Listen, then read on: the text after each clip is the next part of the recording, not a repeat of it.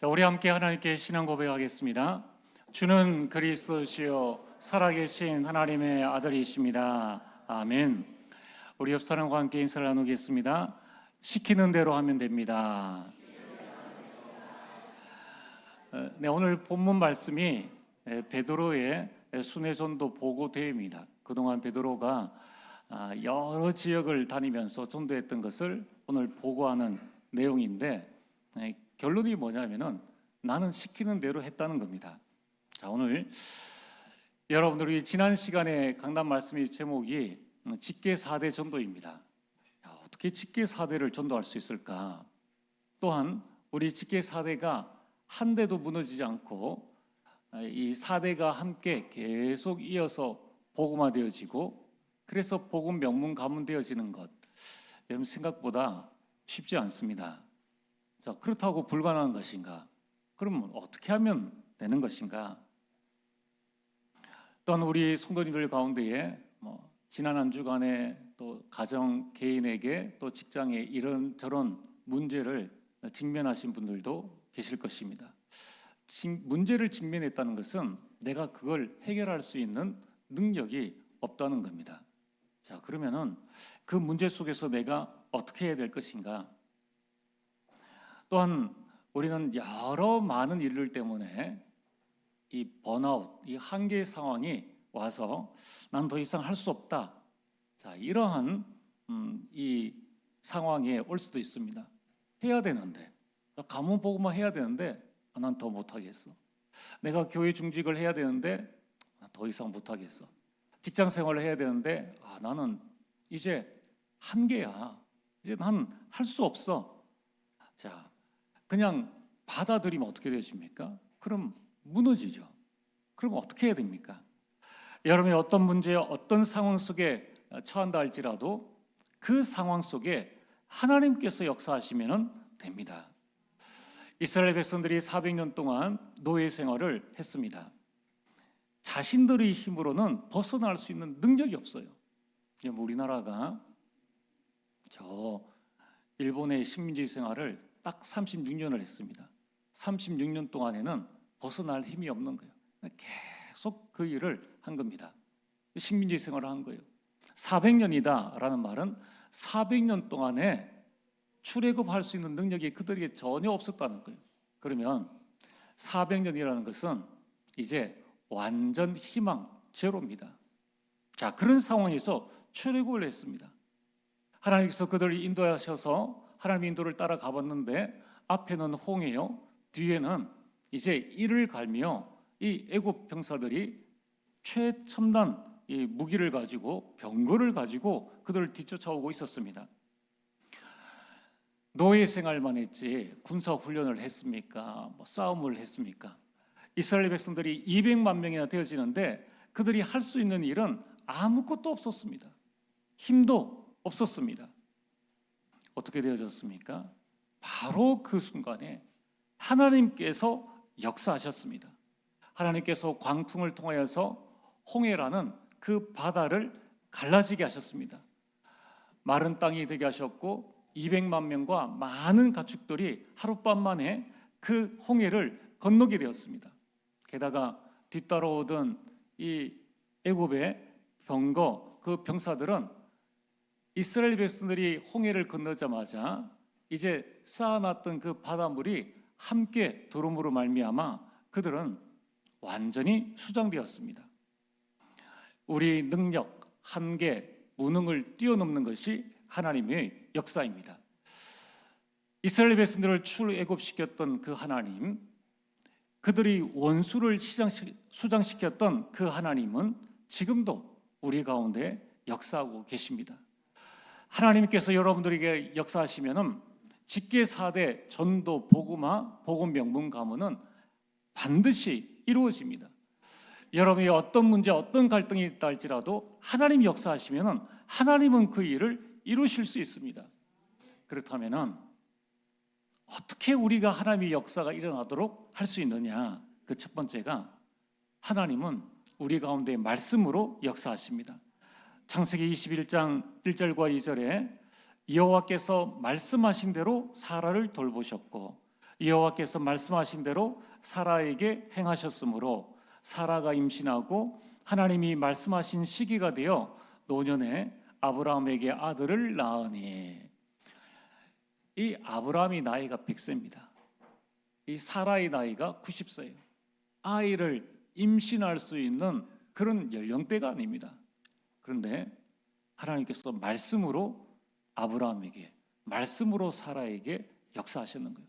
여러분, 설령 90세에 임신을 했다 할지라도 10개월 동안 어떻게 아이를 키울 수 있겠습니까? 이 인간의 힘으로는 절대 불가능인데 하나님께서 말씀으로 역사하시자 인간의 한계를 뛰어넘고 상황을 뛰어넘는 하나님의 역사가 일어난 것입니다. 여러분, 성삼위 하나님은 지금도 두 번째 예수 그리스도의 이름으로 역사하십니다. 사도행전 3장 6절에 베드로와 요한이 성전에 올라갈 때 성전 앞에 앉아있는 안전뱅이를 향해서 외쳤습니다. 선포했습니다. 은과 금은 내게 없거니와 내게 있는 것으로 내게 주노니 나사렛 예수 그리스도의 이름으로 일어나 걸어라. 베드로는 의사가 아닙니다. 그러나 예수 그리스도의 이름으로 안전뱅이를 일으킨 것입니다. 여러분들이 예수 그리스도의 이름을 붙잡고 있으면은 병든 자가 병든 자를 치유할 수 있습니다. 오늘 여러분들이 그 예수 그리스도의 이름을 선포하시길 바랍니다. 또한 요한복음 14장 13절에 내 이름으로 무엇을 구하든지 내가 행하리니, 여러분들이 기도할 때에 성삼위 하나님께서 역사하신다고 약속하셨습니다. 또 이어서 14절에 또 한 번 강조하셨습니다. 내 이름으로 무엇이든지 내게 구하면 내가 행하리라. 홍해를 가르신 하나님, 이스라엘 백성들을 40년 동안 매일같이 하늘에서 만나를 주시고 메추라를 주신 그 하나님이 하고자 하시면은 못할 일이 무엇이 있겠습니까? 오늘 여러분들이 예수 그리스도의 이름으로 선포하시고 예수 그리스도의 이름으로 무엇이든지 기도하시길 바랍니다. 여러분, 하나님의 역사 속에 들어가시길 바랍니다. 세 번째는 성삼위 하나님은 성령으로 역사하십니다. 이 성령은 어떤 성령입니까? 사도행전 2장 1절에서 4절에 이스라엘 이 사도들과 120명이 모여서 기도했을 때에 바람 같은 불 같은 성령, 바람을 막을 수 있습니까? 피할 수는 있어도 막을 수는 없습니다. 여러분, 저 안동 산불 막았습니까?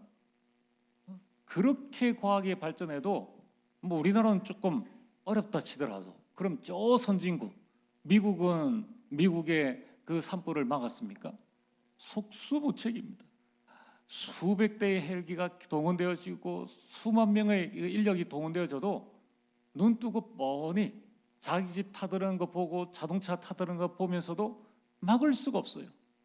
여러분, 이처럼 성령의 역사는 바람 같은 역사요, 아무도 막을 수 없는 불 같은 능력으로 우리 가운데 역사하신다는 겁니다. 그래서 오늘 여러분들이 이 하나님의 역사가 나에게 일어날 수 있도록 세 가지 시간을 꼭 가지셔야 돼요. 말씀을 붙잡고 묵상하는 시간. 이 시간에 하나님께서 역사하십니다. 여러분들이 언약을 붙잡고 깊은 기도하는 시간, 그때에 눈에 보이지 않는 성삼위 하나님께서 역사하십니다. 오직 성령이 너희에게 임하시면 너희가 땅끝까지 증인이 되리라. 성령 충만을 간구하고 성령 충만 받는 그 시간에 나는 성령 충만 받았는데 내 직장, 우리 가정, 우리 지역에 하나님께서 역사하십니다. 여러분의 영혼, 여러분의 마음 생각, 여러분의 모든 몸의 구석구석 하나님께서 역사하시면은 놀라운 일들이 일어난다는 겁니다. 사도 바울 온 몸의 질병입니다. 그러나 하나님 역사하시니까 그 질병이 오히려 복음 증가하는, 하나님의 능력이 내게 임하는 큰 통로가 되어졌습니다. 이제 여러분들이 날마다 이 시간을 통하여서 이 시간을 가지면서 하나님의 역사 속으로 들어가게 되기를 주의 이름으로 축복합니다. 오늘 본론 말씀입니다. 오늘 본론은 이 고넬료 가문의 회심이 얼마나 중요한가를 다시 한번 말씀하고 있습니다. 오늘 본문만 읽어도 사도행전 10장에 어떤 일들이 일어났는가를 다 알 수 있습니다. 이처럼 사도행전 10장과 11장에 이어서 계속적으로 이 고넬료 가문의 회심을 말씀하고 있는 것은 이것이 이방인 선교의 최초로 시도되어진 대사건이라는 것입니다. 역사적인 날이요, 역사적인 사건이라는 것입니다. 왜 역사적인 사건입니까? 이 사건으로 말미암아 할례 받지 못한 이방인이라 할지라도 구원을 받을 수 있다는 증거를 보여주셨습니다. 이전에 유대인들은 어떻게 생각했는가 하면 유대인이 돼야지 성령을 받을 수 있다라고 말했습니다. 그래서 유대인이 되는 조건으로 할례를 받아라, 유대인이 되는 조건으로 율법을 따라야 된다라고 했습니다. 그런데 유대인도 아닌 이방인이 이제 예수님을 믿게 된 것입니다. 이 일에 모든 사람이 깜짝 놀란 것입니다. 이 일에 쓰임받은 베드로가 자기 자랑이 아니라 하나님이 하신 일을 이제 예루살렘에 올라와서 사도들과 그의 형제, 제자들이죠, 믿는 성도들 앞에 하나님이 하신 일을 보고를 했습니다. 얼마나 역사적인 시간입니까? 그러나 오늘 본론 첫 번째, 가장 먼저 돌아온 반응은 비난이었습니다. 여러분, 이것은 복음 받은 초대교회의 서글픈 현실이요, 그 실상입니다. 여러분, 베드로가 고백한 대로 당시의 유대인으로서 이방인과 교제하는 것은 위법이었습니다. 사도행전 10장 28절에 베드로는 그 사실을 알고 있었고 그것을 고넬료에게 말했습니다. 그래서 하나님께서 베드로에게 이 보자기 완성을 보여주셨을 때에 그는 자신이 먹을 수 없다고 하나님 앞에 고백을 했습니다. 그러나 하나님께서 베드로에게 내가 깨끗하게 한 것을 네가 속되다고 말하지 말라라고 하시면서 먹으라고 명령하셨습니다. 자, 이에 베드로는 힘든 결정으로 위법에 대한 이 대가를 각오하고 고넬료에게 갔습니다. 우리나라의 주기철 목사님이 계십니다. 일제가 신사참배 하라고 했는데 안 했습니다. 예배들이 그러니까 어떻게 했습니까? 법인데 법을 어겨놓은 거예요. 그러나 기독교 신앙에는 신사참배를 할 수가 없죠. 우상 숭배를 할 수가 없습니다. 자, 어떻게 해야 됩니까? 많은 사람들이 법을 따라야 되는데 법을 따르지 않으면 내게 불이익이 온다는 것을 알고 있었습니다. 주기철 목사님도 그걸 알면서 각오하고 신사참배에 반대를 했습니다. 결과는 감옥에 갔는 거예요. 거기서 많은 옥고를 치르게 되었습니다. 결국 나중에는 그 후유증으로 순교하게 된 겁니다. 그럼 이 말이 뭡니까? 베드로가 그냥 언뜻 간 게 아니라는 거예요. 오랜 시간 동안 몇백 년, 몇천 년 동안에 가지고 있었던 그 유대교의 위법인데 이걸 하나님께서 하라고 하시는 거예요. 자, 그러면은 나중에 발각되어지면 어떤 처벌이 올지는 그거는 이미 상상할 수 있는 일입니다. 그걸 감내하고 마음의 힘을 가지고 고넬료에게 결단하고 하나님께서 명령하신 일이니까 이 고넬료에게 갔다는 겁니다.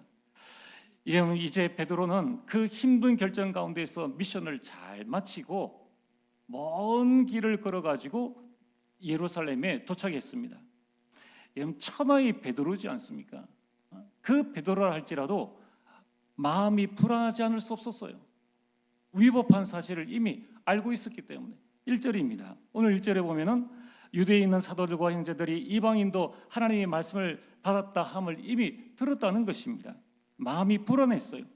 육신적으로는 지친 상태입니다. 따라서 베드로에게 필요한 것은 이 같은 사도들, 제자들의 위로와 지지입니다. 이런 모든 일이 달려나와서 베드로를 뜨거운 마음으로 영접해야 됩니다. 참 수고하셨습니다. 그 말을 해야 됩니다. 또한 베드로의 그 헌신에 감사를 표해야 합니다. 그리고 베드로의 그 선교, 전도 보고를 받을 때에 모든 사람들이 겸손한 마음으로 베드로의 전도 보고를 들어야만 했습니다. 그런데 바로 그 순간에 자신이 믿었던, 자신들과 함께했던 그 사도와 제자들이 보여준 반응은 바로 비난이었습니다. 가장 가까운 자들이 가장 먼저 비난하고 나섰다는 것입니다. 이게 지금 초대교회가 본질적으로 가지고 있는 민낯이라는 것입니다. 얼마나 부끄러운 일입니까?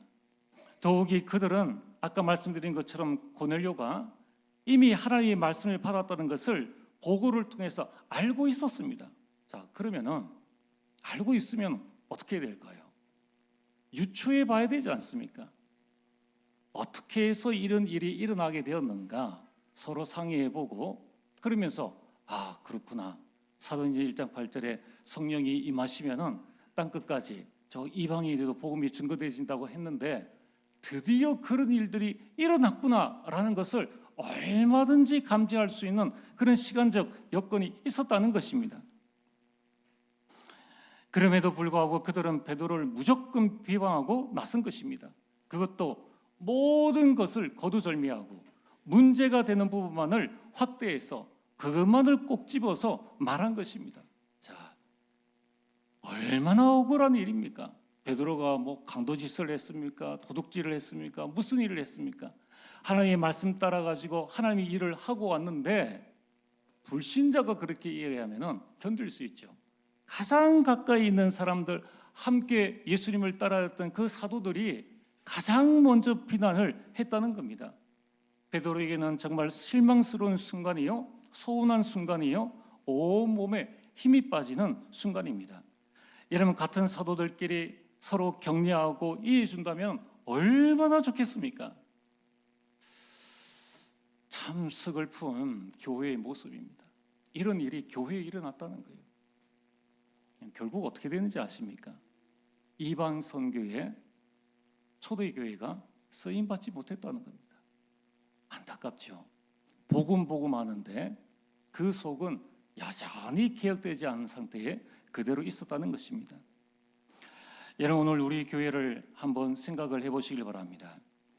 여러분, 우리가 교회 안에서 앞장서서 일하는 분들이 있습니다. 여러분, 그런 분들을 보고 여러분이 아무렇게나 절대로 말해서는 안 됩니다. 우리가 함께 격려하고 응원하고 칭찬을 해야 됩니다. 여러분이 편하게 집에 계실 때에 같은 우리 성도들, 같은 중직자들이, 여러분과 같은 중직자들이 교회에 나와서 여러분이 쉬는 사이에, 여러분이 돈은 버는 사이에 그들이 나와서 헌신했다는 겁니다. 여러분, 지금도 우리가 예배드리는 이 순간에 주방에서는 다 식사 준비를 합니다. 뭐 할 일이 없어서 식사 준비하는 게 아니에요. 다 직장이 있고 남편이 있고 자녀 있는 분들이 헌신해서 하는 겁니다. 오늘 들어올 때 보셨습니까? 크리스마스 트리 아무도 안 나왔는데, 여러분, 몇 명 우리 청년들과 또 교육자가 나와가지고 밤 11시까지 했어요. 11시까지. 여러분들이 쉬는 시간에, 여러분들이 놀러 가는 시간에, 여러분들이 TV 보는 시간에, 여러분 그 시간에 누군가가 나와서 그 일을 했다는 겁니다. 여러분, 지난번에 또 우리 추수감사절이 있었죠. 교회에 많은 일들이 있지 않습니까? 자기 시간 안 아까운 사람 어떻게 있습니까? 우리 교회에 백수인 사람이 있습니까? 교회 헌신하는데 놀고 먹는 사람이 있습니까? 아무도 없습니다. 근데 보면은 무슨 행사가 있으면 토요일에 나와서 또는 그 주간에 나와가지고 열심히 준비를 합니다. 여러분, 우리가 기억을 하셔야 됩니다. 교회 안에 그런 일이 있으면 안 돼요. 여러분, 우리는 충분히 그러하다는 것을 유추를 해야 됩니다. 내가 쉬는 시간에 누군가 교회를 위해서 이렇게 헌신을 하시고 이렇게 아름답게 꾸며 놓으셨구나, 너무나 감사하구나, 이걸 가지고 생각을 해야 된다는 거예요. 여러분, 만약에 여러분들이 뭔가 의견을 제시하려면은 문제만 지적하지 말고 대안을 제시해야 된다는 거예요. 그래, 그럼 내년에는 내가 나와서 한번 해볼게. 대안을 제시해야 되는, 대안 없이 무조건 문제를 제시하는 것은, 지적하는 것은 옳지 않다는 것입니다. 여러분, 그건 뭡니까? 그 일을 두고 한 번도 생각해보지 않았다는 거예요. 내 기준으로 눈에 보이는 것만 판단을 해버린다는 겁니다. 교회 안의 모든 일은 저와 상의해서 결정되어집니다. 이는 무언가 한 가지 일을 할 때에 예를 똑같이 100이면 100사람 의견, 1000가지, 10,000가지 의견을 가지고 있어요. 어떻게 하면은 위, 아래, 옆을 보며 가장 정확하게 하나님 인도를 받을 수 있으니까 그걸 가지고 하는데, 그 100사람 10,000가지의 그 기준을 가지고 가장 합당한 쪽으로 결론을 내리고 하는데, 나 한 사람이 기준, 그것도 맞지 않는 기준. 여러분, 이 비난이 지금 맞는 기준입니까? 맞지 않는 기준을 가지고 일하는 사람을 비난했다는 것입니다. 그래서 우리 교회는 이제 개혁을 해야 됩니다. 안 그러면 쓰임 받을 수가 없어요. 여러분들이 내가 어떤 의견을 내서 나를 내세우겠다, 아무 소용이 없습니다. 앞으로 우리 교회는 모든 회의 때 대안을 가지고 여러분이 제시를 하셔야 됩니다. 그리고 여러분 먼저 헌신을 하셔야 돼요. 여러분, 그럼 어제 저녁에 뭘 하셨습니까? 광고가 이미 나왔지 않습니까? 여러분, 그런 부분들 보시면서 우리 교회 안에는 서로 일하는 사람이 더 잘하고 더 헌신할 수 있도록 기도하고 격려하고, 그러면서 좀 수정할 부분이 있다면 본질이 틀린 게 아니라면 형식은 바꿔나가면 됩니다. 그 바꿔나가는 것을 어떻게 해야 될 것인가? 우리 가운데 전문가가 있습니까?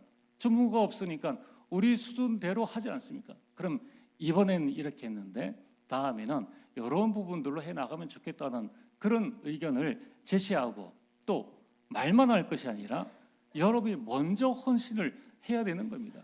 그게 교회의 지도자가 해야 될 중요한 일이요, 또 중직자들이 해야 될 일인 것입니다. 여러분, 초대교회를 한번 보세요. 하나님께서는 초대교회 사도들에게 모든 민족을 살리고도 남는 복음을 주셨는데, 이 복음이 그들이 유대 사상 안에 완전히 갇혀 있는 겁니다. 왜냐하면 결국은 이 유대인의 사상이 뭡니까? 우리만 선민이다. 언제 하나님께서 유대인만 선민이라고 말씀하셨습니까? 우리만 구원받을 수 있다. 구원을 받으려면 유대인이 되어야 한다. 유대인은 이방인과 상종하면 안 된다. 어느 성경에, 어느 구약 성경에 이런 말씀이 있습니까? 자기들이 가지고 있는 사상이에요. 잘못된 사상이 복음을 완전히 가두었다는 것입니다. 여러분, 지난 시간에 말씀드린 것처럼 개인의 편견, 교회 안에 있는 고정관념, 여러분, 이 사회에 이 잘못되어진 교회 안의 문화의 율법주의, 이런 것들이 복음이 복음되지 못하도록, 예수가 그리스도 되지 못하도록 막고 있다는 것입니다. 여러분, 결국은 무엇입니까? 초대교회 사도들이 복음을 제대로 이해하지 못했다는 것입니다. 많은 사람들이 그런 이야기를 합니다. 복음이라 하면서 나는 내다, 나는 내다. 여러분, 조심하셔야 됩니다. 나는 내가 아닙니다. 스스로 있는 자는 하나님 한 분밖에 안 계신다는 거예요. 여러분, 복음 하나 초대교회가 이해하지 못해서 모든 축복을 다 놓쳐버렸습니다. 얼마나 안타까운 현실입니까? 자, 오늘 우리 모든 성도님들은 이 사건을 교훈 삼아야 됩니다. 교훈 삼아야 돼요. 그래서 우리는 오직 복음만 붙잡아야 됩니다. 로마서 1장 16절에 이 복음은 모든 믿는 자들에게 구원 주시는 하나님의 능력이 됨이라. 여러분, 우리 일하는 자나 또는 주변에 있는 사람이나 전부 다 복음의 눈으로 보고 이해해야 된다는 거예요. 여러분, 우리는 나를 위로해 주어야 할 우리 신앙의 동료 또는 친구, 그런 자들이, 그런 분들이 어떤 이해와 격려 대신 얼마든지 비난할 수 있다는 사실을 오늘 본문을 통해서 깨달아야 됩니다. 다 성령 충만한 거 아니거든요. 은혜로 구원받았지 영적 문제 그대로 남아 있습니다. 그래서 여러분들이 오직 복음만 붙잡으셔야 돼요. 일하는 분들은 항상 생각을 해야 됩니다. 언제든지 비난이 올 수 있다. 언제든지. 다 일하는 사람 마음 같지 않아요. 최선을 다해서 일을 했는데 다른 사람 보기엔 그럴 수 있다. 그러면은 어떻게 해야 됩니까? 초월해야 돼요. 초월해야 돼요. 그리고 당장 나를 이해해주지 않는다고 해서 미워해서는 안 됩니다. 더욱이 그런 반대로 말미암아 내 신앙을 포기하거나 나의 직분이나 사명을 포기해서도 안 됩니다.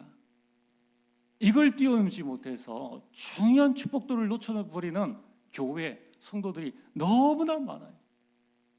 여러분, 신앙생활은 하나님과 나와의 1:1 관계입니다. 여러분, 한 가정에서 한 명의 정말 이 제사장이 나오면은 그 사람 때문에 직계 4대가 다 살아납니다. 뭐하러 남 때문에, 뭐하러 환경 때문에 나의 중요한 신앙을 포기합니까? 뭐하러 나의 중요한 응답받을 이 사명을 포기합니까? 그럴 필요 없는 거예요. 하나님의 이 상급을 바라보고 여러분이 나아가야 됩니다.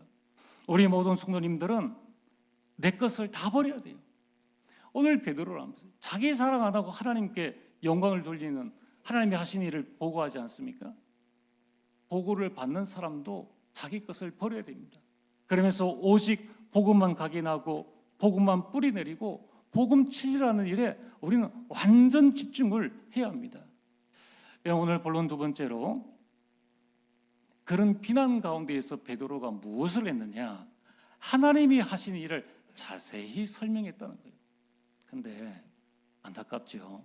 자세히 설명하기 전에 본인들이 알아듣고 있어야지. 그 말은 뭡니까? 베드로를 위해서 기도하지 않았다는 거예요.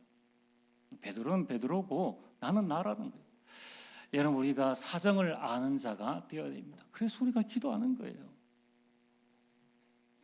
여러분, 5절에서 10절에 하나님이 하신 일이 무엇입니까?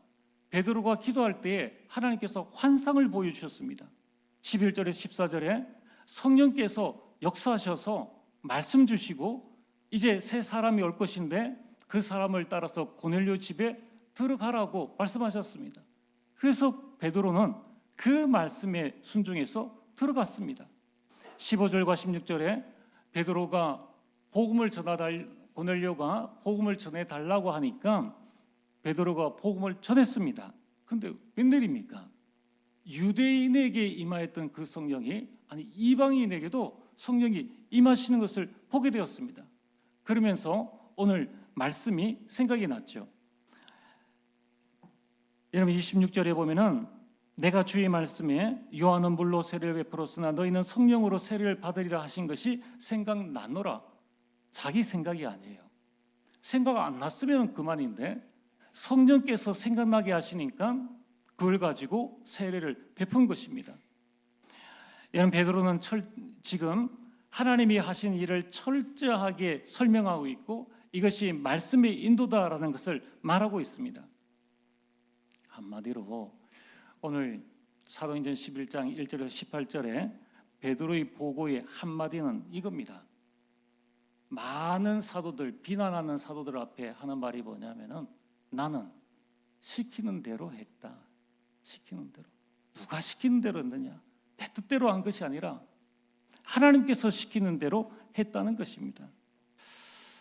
여러분, 우리가 하나님의 말씀에 순종하면, 하나님께서 시키는 대로 하면 하나님께서 역사하십니다. 오늘 찬양 제목이 주가 이루시네. 하나님이 하십니다. 하나님이 시키는 대로 하면 하나님께서 이루어 나가신다는 거예요. 여러분, 오늘 본론 세 번째로 하나님의 역사를 막을 사람이 누가 있겠습니까? 오늘 17절에 베드로의 고백이지 않습니까? 봤습니다. 성령께서 역사하시고 말씀을 깨닫게 해주시니까 베드로의 고백이 내가 누구이기에 하나님을 능히 맡겠느냐? 여러분, 하나님은 어떤 분이십니까? 하나님은 출애굽기 3장 14절에 나는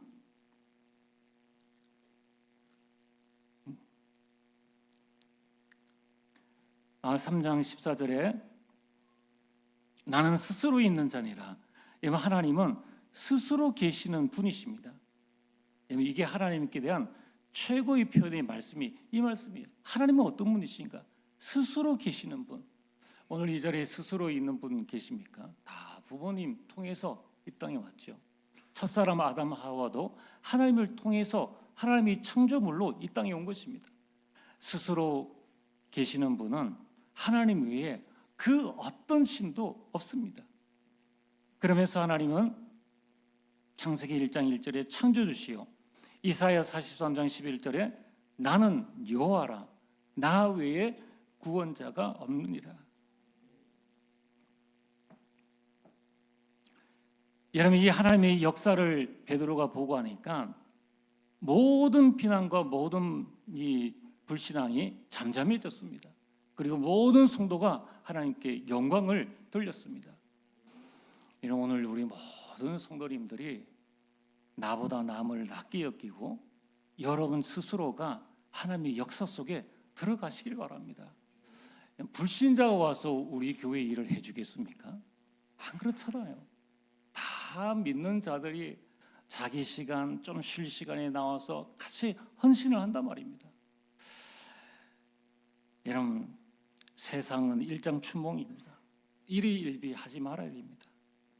왜냐하면 하나님께서 우리 교회를 가장 하나님이 원하시는 교회로 만들어 나가십니다.